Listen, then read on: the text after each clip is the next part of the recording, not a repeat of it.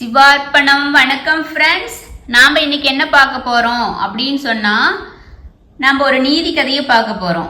அந்த நீதி கதை என்ன அப்படின்னா, பெண்கள் செய்யும் பாவங்கள் எப்படி ஒரு ஆண்களை பாதிக்குது அப்படின்னு சொல்லிட்டு, நம்ம மனைவி செய்கிற தப்புனால அந்த குடும்பத்தில் எவ்வளோ கஷ்டங்கள் வருது, அதனால அந்த குடும்பம் எவ்வளோ அழிஞ்சு போயிடுது அப்படிங்கிறதுக்கு ஒரு நீதி கதையை பார்க்கலாங்க ஃப்ரெண்ட்ஸ்.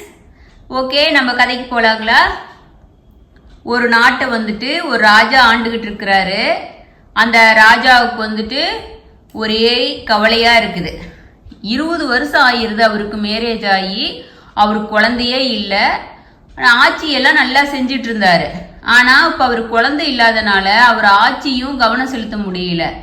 குழந்தை கிடைக்குன்னு சொல்லிட்டு யார் எந்த பரிகாரத்தை சொன்னாலும் உடனே செஞ்சிருவாரு. குழந்தை கிடைக்கணுங்கிறதுக்காக வேண்டாத கோயில் இல்லாத, செய்யாத வேள்விகள் இல்லை, என்ன பண்ணிட்டாரு. ஆனா அவருக்கு குழந்தையே கிடைக்கல. இப்படியே நாட்கள் போயிட்டே இருக்குது. அரசருக்கு வாழ்க்கையே வெறுக்க ஆரம்பிச்சிடுறாரு. அந்த சமயத்துல ஒரு ரிஷி அந்த நாட்டுக்கு வர்றாரு. அந்த ரிஷிய போய் சந்திக்கிறதுக்கு ராஜா போறாரு. அந்த ரிஷி யாருன்னா, முக்காலத்தையும் அவர் உணர்ந்தவரா இருக்கிறாரு. அதனால அவர்கிட்ட போய் கேட்குறாரு, இப்படி ரிஷி அவர்களே, எனக்கு இப்படி குழந்தையே இல்லை, நான் என்ன பண்ணட்டும், எனக்கு ஏதாச்சும் ஒரு தீர்வு கொடுங்கன்னு சொல்றாரு. அதுக்கு அந்த ரிஷி சொல்றாரு, முக்கால உணர்ந்தவர் அவர் ஞானத்தால பார்த்து அவருக்கு ஏன் குழந்தை பிறக்கல அப்படிங்கிறதுக்கு ஒரு காரணம் சொல்றாரு. நீ அரசனா இருக்கும்போது, இப்பவும் அரசனா தான் இருக்கிறாரு. ஸ்டார்டிங்ல ஆதி காலத்துல நீங்க சிந்திக்காம ஆராய்ஞ்சு பார்க்காம ஒரு பெரிய தவறு செஞ்சீங்க, ஒரு தீர்ப்பு கொடுத்தீங்க. அந்த தீர்ப்புனால ஒரு 2 உயிர் போயிருச்சு. அதனாலதான் உங்களுக்கு இப்ப குழந்தை இல்லாத இருக்கு அப்படின்னு சொல்றாரு. அதனால ராஜாவுக்கு கவலையாயிருது. அதுக்கு நான் என்ன பண்றது அப்படின்னு சொல்லிட்டு கேக்குறாரு. அதுக்கு ரிஷி சொல்றாரு, நீங்க அவங்க இப்ப உங்க நாட்டுல தான் இருக்கிறாங்க. அவங்க அந்த கதையை அவர் சொல்றாரு. என்ன கதை சொல்றாரு அப்படின்னு சொன்னா, ஒரு ஹஸ்பண்ட் அண்ட் ஒய்ஃப் இருக்காங்க. அதே போல பக்கத்து வீட்லயே அதே போல ஒரு ஹஸ்பண்ட் அண்ட் ஒய்ஃப் இருக்காங்க. அந்த 2வது வீட்டுல இருக்கிற ஹஸ்பண்ட் அண்ட் ஒய்ஃப் ஒரு அன்பா அந்யோன்யமா 2 பேரும் ஒழுக்க சீலர்களா வாழறாங்க. ஃபர்ஸ்ட் இருக்கிற வீட்லயும் அந்யோன்யமா இருக்காங்க. ஆனா அந்த ஆண்மகன் நல்லவன், அந்த பெண் கொஞ்சம் தவறான நடத்தை உள்ளது. எப்படி அப்படின்னா, அந்த ஆண் அவளோட வீட்டுக்காரர் வேலை செஞ்ச முதலாளி கூட அந்த அம்மா கள்ள தொடர்புல இருக்காங்க. அதனால ஆனா இது முதல் அந்த கணவனுக்கு தெரியாது. அந்த முதல் வீட்டுக்கார கணவனுக்கு தெரியாது. அதனால அவன் ரொம்ப மனைவி மேல அன்பா இருப்பான். அப்புறம் ஒரு தடவை அவன் வெளியூர் ஒரு வியாபார விஷயமா வெளியூர் போறான். போகும்போது இவன் போயிட்டான்னு தெரிஞ்சதே அந்த கடை ஓனர் இவங்க வீட்டுக்கு வரான். அவன் கொஞ்சம் தூரம் போனதையும் அவனுக்கு நம்ம மனைவியை பார்க்கணும்னு ஆசை வருது. அதனால அவன் வீட்டுக்கு திரும்பி ரிட்டர்ன் வர்றான். அவன் திரும்பி ரிட்டர்ன் வர்றத கொஞ்ச தூரத்திலேயே பார்த்த அந்த கடை ஓனர் என்ன பண்றாரு, அவன் பின் வழியா ஓடிடுறான். ஆனா இது அவளோட புருஷன் பாத்துறாப்ல, யாரோ ஒரு ஆளு நம்ம வீட்டுல இருந்து வெளியில போறாங்க அப்படின்னு சொல்லிட்டு மனைவி கிட்ட கேக்குறப்ப, யாரு நம்ம வீட்டுல இருந்து போனது அப்படின்னு சொல்லிட்டு அவளுக்கு தெரிஞ்சு போச்சு, நம்ம ஏதாச்சும் மறைச்சோம்னா மாட்டிக்குவோம் அப்படின்னு சொல்லிட்டு அவ சொல்றா, பக்கத்து வீட்டு ஆணுதான், அவன் தான் நம்ம வீட்டுக்கு போறான், அவன் தான் என் கூட தவறான தொடர்புல இருந்தான் அப்படின்னு சொல்லி அந்த பக்கத்து வீட்டு மேல பழி போடுறான். ஆனா அவனுக்கும் கோவம் வந்துருது. அந்த பக்கத்து வீட்டுல போய் கேக்குறான் அந்த அம்மா கிட்ட, எங்க உங்க கணவர் அப்படின்னு. என் கணவர் வேலை விஷயமா வெளியூர் போயிருக்காங்க, அவர் வருது 2 நாள் ஆகும் அப்படின்னு அந்த அம்மா சொல்லுது. ஆனா இவனுக்கு நம்பிக்கை இல்லை. அப்புறம் இந்த ஓடி போன முதலாளி என்ன பண்றான், அந்த நாட்டு ராஜா கிட்ட போய் இவனையும் கூட்டிட்டு போய் புகார் கொடுத்துட்றான். அந்த ராஜா யாரு, இந்த குழந்தை இல்லாத ராஜா. இந்த ராஜா கிட்ட புகார் போனது இந்த ராஜா இவங்க 2 பேரத்தையும் சொல்றதை கேட்டு தீர விசாரிக்கவே இல்லை. அவங்கள கூப்பிட்டு கேட்கறாங்க. அவர் சொல்றான், நான் இன்னைக்குதான் வந்தேன், நான் அது மாதிரி தப்பு இல்லை, நான் பண்ணல, நான் ஒழுக்கமானவன் சொல்றாங்க. அந்த அவனோட மனைவியும் சொல்லுது, என் வீட்டுக்காரர் ஒழுக்கமானவர், நான் அவர் எந்த தப்பும் செய்யல அப்படின்னு சொல்றாங்க. ஆனா அதை கேட்காத ராஜா வந்து தண்டனை கொடுத்துட்றாரு. இவங்க சொல்றதெல்லாம் உண்மை நம்பி அந்த ஒழுக்கம் கட்டவனா சொன்ன பக்கத்து வீட்டுக்காரனுக்கு வந்து மரண தண்டனை கொடுத்துட்றாரு. அதனால அவனை கொன்னுடுறாங்க. அப்புறம் அந்த அம்மா வந்து அவர் கணவர் பிரிஞ்சதை தாங்க முடியாம சாப்ப விட்டுறாங்க. என்னன்னு சாப்ப விடுறாங்க, நீ வந்து உனக்கு இனிமேட்டு உன் லைஃப்ல வந்து உனக்கு குழந்தையே இருக்காது அப்படி சாப்ப விட்டுட்டு இன்னொருத்தனுக்கு வந்து என்ன சொல்றாங்கன்னா, உனக்கு அப்படி இல்லைன்னா நீ வந்து மலடாவா இருப்ப, குழந்தை இல்லாத ஆண்மை இல்லாதவளா இருப்பன அப்படின்னு சொல்லிட்டு அந்த அம்மா சாப்பம் விட்டுட்டு செத்து போயிடுறாங்க. அந்த அம்மாவும் வீட்டுக்காரரை கொன்னதுனால அந்த அம்மாவும் இறந்துடுறாங்க. அவங்க 2 பேரும் கணவன் மனைவி பாசமா ஒழுக்க சீலரா இருந்துவீங்க. அப்புறம் கொஞ்ச நாள் கழிச்ச பிறகு தெரியுது, இந்த ஃபர்ஸ்ட் வீட்டுக்காரனுக்கு வந்துட்டு அவன் வந்து பித்து பிடிச்ச மாதிரி ஆயிருது. அவங்க 2 பேரும் இறந்ததையும் நம்புனால ஒரு குடும்பம் இறந்துருச்சோன்னு அப்ப பார்க்கும்போது அவனுக்கு அப்பதான் தெரியுது, அவனோட மனைவி தான் சரியில்லை, நம்பு மனைவி சரியில்லை, நம்ம கடை ஓனர் தான் சரியில்லை அப்படின்னு தெரிஞ்சு நம்ம தவறா ஒரு குடும்பத்தை நம்ம இப்படி ஆகி போயிச்சேன்னு சொல்லிட்டு அவரும் அந்த பித்து பிடிச்சவனா இருந்தவனும் செத்து போயிடுறாப்புல. அதனால அந்த பாவம் வந்து இந்த ராஜாவை வந்திருக்குது. அதனால ரிஷி சொல்றாரு, நீ வந்து இப்படி எல்லாம் தண்டனை கொடுத்து தீர விசாரிக்காம பண்ணினதுனால இவங்க வந்து 3 உயிர் போயிடுச்சு அப்படின்னு சொல்லும் போது ராஜாவுக்கு ஒரே கவலையா போயிருது. இப்ப நான் இதுக்கு என்ன பரிகாரம் பண்றது, நான் எப்படி இந்த பாவத்திலிருந்து வெளியில வர்றது அப்படின்னு சொல்லி கேக்குறாரு. அதுக்கு ரிஷி சொல்றாரு, ஆனா அவங்க இறந்தவங்க 3 பேருமே அவங்க பாவம் செஞ்ச அந்த கடை ஓனர் ஆகட்டும், அந்த தவறான நடத்தி உள்ள அந்த மனைவி, முதல் வீட்டுக்காரனோட மனைவி எல்லாருமே உள்நாட்டுல இங்கதான் இருக்காங்க. ஆனா நீ அவங்கள கண்டுபிடிக்கணும்.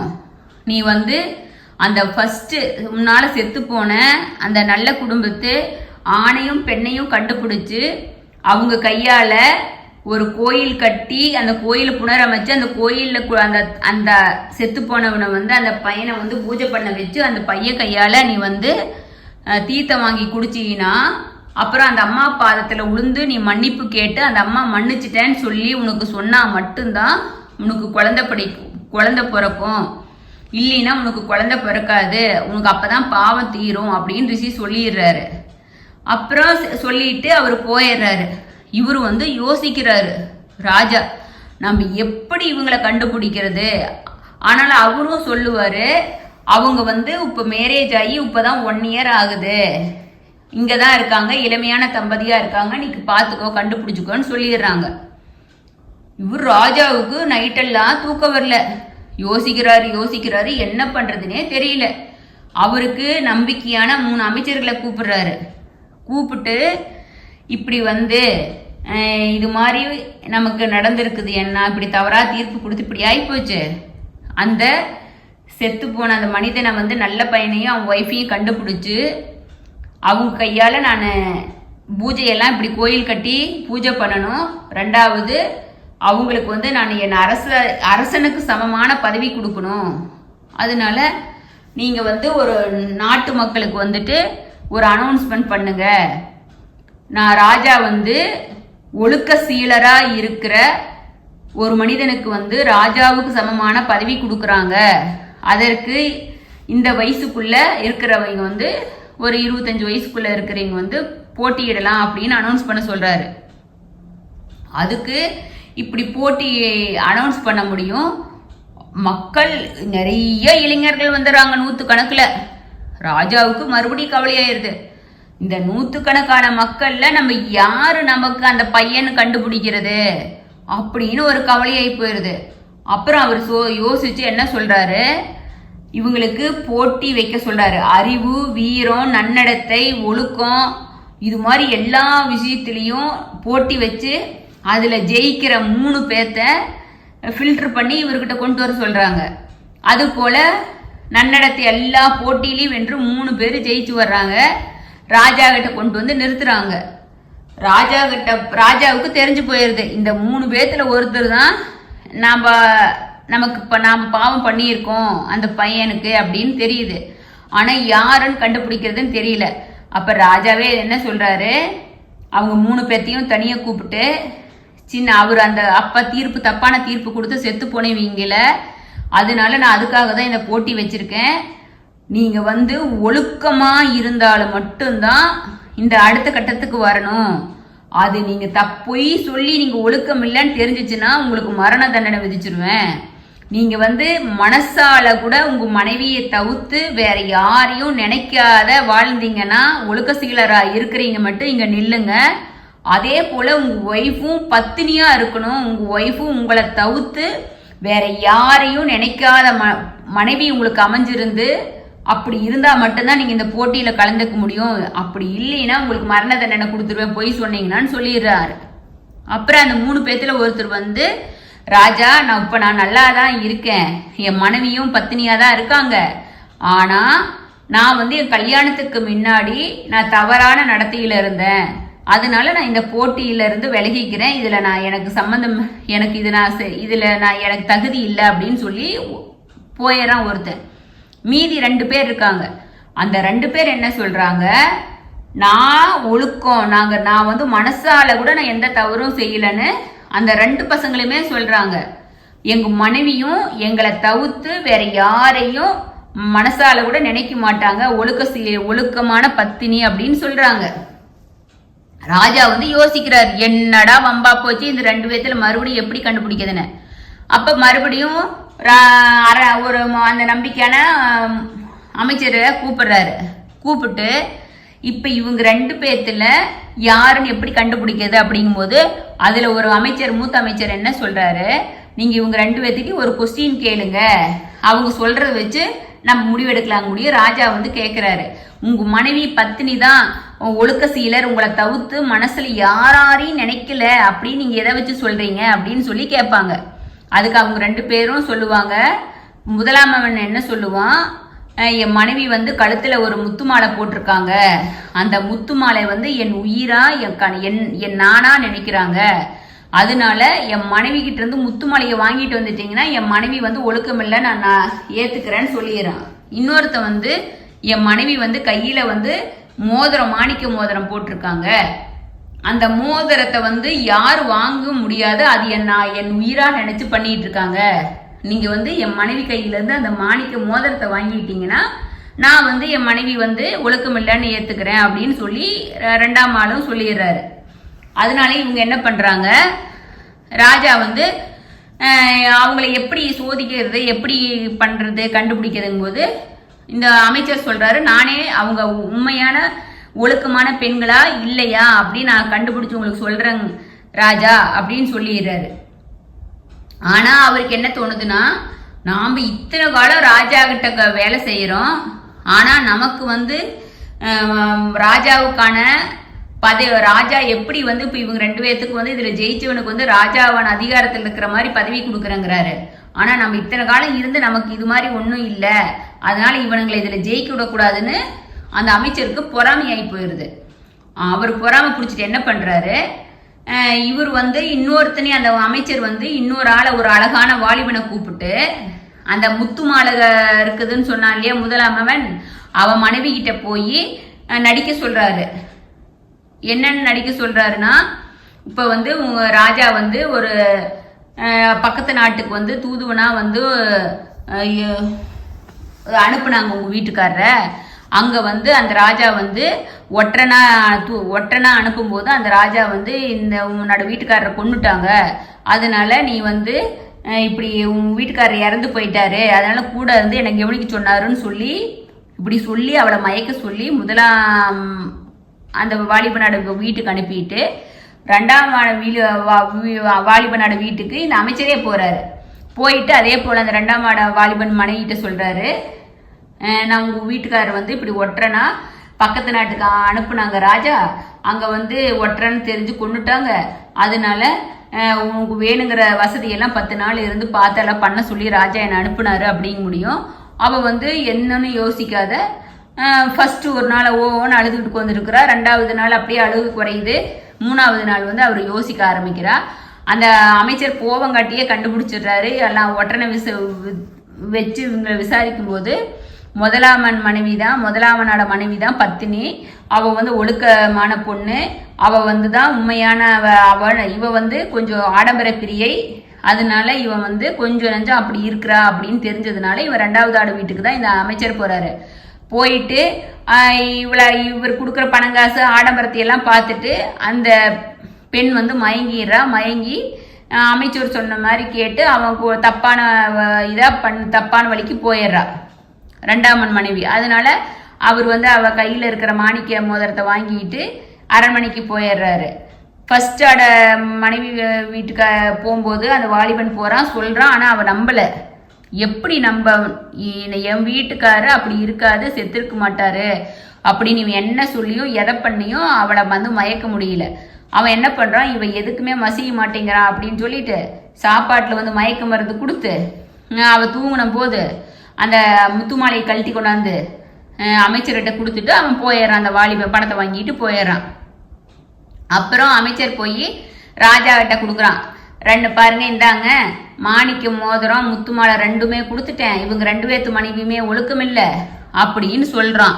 ராஜாவுக்கு மறுபடியும் டென்ஷன் ஆகி போகுது. என்னடா இது இப்படின்னா இது எப்படி கண்டுபிடிக்கிறது அப்படின்னு.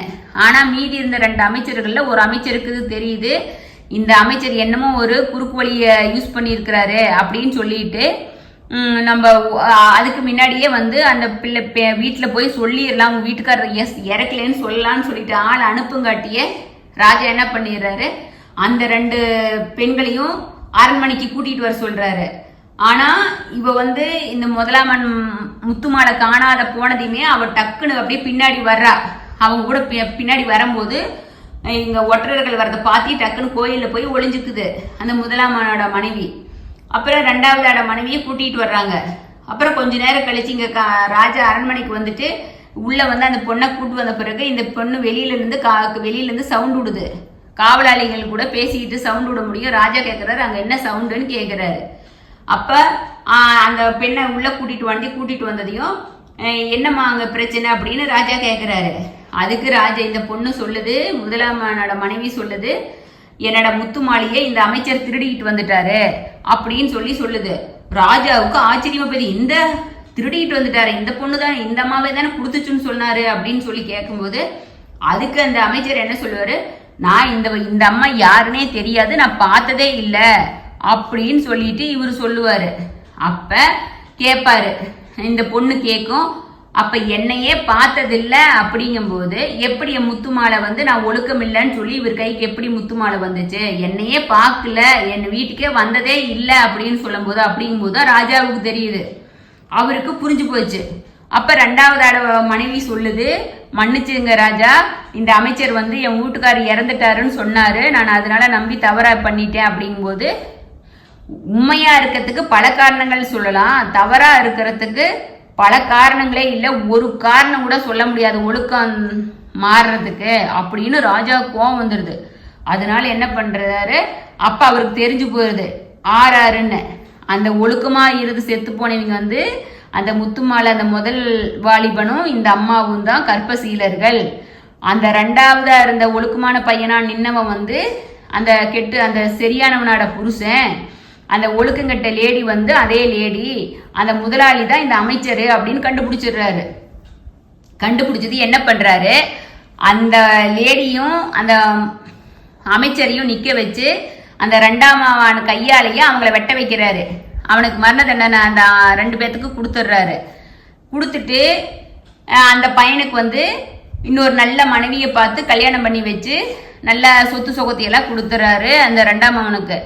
முதலாவதான இளைஞனுக்கும் இந்த அம்மாவுக்கும் அவர் கையால ஒரு கோயிலை வந்து புனரமைச்சு நல்ல பெரிய கும்பாபிஷேகம் பண்ணி அந்த பையனையே பூஜை பண்ண வச்சு அந்த பையன் கையால தீர்த்தம் வாங்கி குடிக்கிறாரு. அவங்க 2 பேர்த்தையும் நிக்க வச்சு காலில் விழுந்து மன்னிப்பு கேட்கிறாரு. அவங்க 2 பேத்துக்கு என்னடா புரியவே இல்லை, ராஜா ஏன் நம்ம காலில் விழுந்து மன்னிப்பு கேட்கிறாருன்ட்டு. அப்புறம் அவங்க 2 பேரும் மன்னிச்சேன் அப்படின்னு சொல்லும் போது அந்த அம்மா வந்து நான் மன்னிச்சிட்டேன் அப்படிங்கும்போது அவருக்கு வந்து பாவம் தீர்ந்துருது. இவங்க 2 பேரும் இந்த முதலாமனும் அவங்க ஒய்ஃபும் சந்தோஷமா ஒழுக்க சீலரா நிம்மதியா இருந்து கோயில் எல்லாம் புறவச்சு அந்த ராஜாவுக்கான மரியாதையோட அவங்க அந்த ஊர் உலகத்துல வாழ்றாங்க. ராஜாவுக்கு வந்துட்டு குழந்தை செல்வங்கள் கிடைச்சு அவர் மனைவியோட சந்தோஷமா வாழ்றாரு. இதுல இருந்து என்ன தெரியுது ஃப்ரெண்ட்ஸ், தவறான தீர்ப்பு கொடுத்தாலும் அனுபவிக்கிறாங்க. ஒழுக்கங்கெட்டா ஆணும் ஒழுக்கம் கெடக்கூடாது, பெண்ணும் ஒழுக்கம் கெடக்கூடாது. ஒழுக்கமா இருந்து வாழணும். அப்படி இல்லைன்னா வாழ்க்கையில எத்தனை கஷ்டங்கள் வரும் அப்படிங்கிறதுக்கு இந்த ஒரு நீதி கதை. அதனால இந்த நீதி கதையை நம்ம உங்களுக்கு சொல்ற எனக்கு ஒரு பாக்கியம் கிடைச்சது, சிவபெருமான் கொடுத்தாரு. அதனால இந்த கலியுகத்துல வாழ்க்கையில கெட்டு போகணும் அப்படிங்கிறதுக்கு பல காரணங்கள் இருக்கும். நேர்மையா இருக்கிறதுக்கு ஒரே காரணம் தான் இருக்கும். அதனால சான்ஸ் எத்தனை கிடைச்சாலும் ஒழுக்கமா இருந்து இந்த பிறவியில இருந்தோம்னா அடுத்த பிறவியில நம்ம வர்க்கமும் வாரிசுகளும் பரம்பரையா நல்ல மாதிரிக்கு வாழுவாங்க அப்படின்னு சொல்லிட்டு எல்லாம் வல்ல சிவபெருமான் இந்த கதையை சொல்ல வச்சதுக்கு நன்றி சொல்லிட்டு சிவார்ப்பணம் ஃப்ரெண்ட்ஸ். அடுத்தது வேற ஒரு கதையில இல்ல புராணங்களையோ நம்ம பார்க்கலாம். உங்களை சந்திக்கிறேன். தேங்க்யூ. சிவார்ப்பணம் ஃப்ரெண்ட்ஸ்.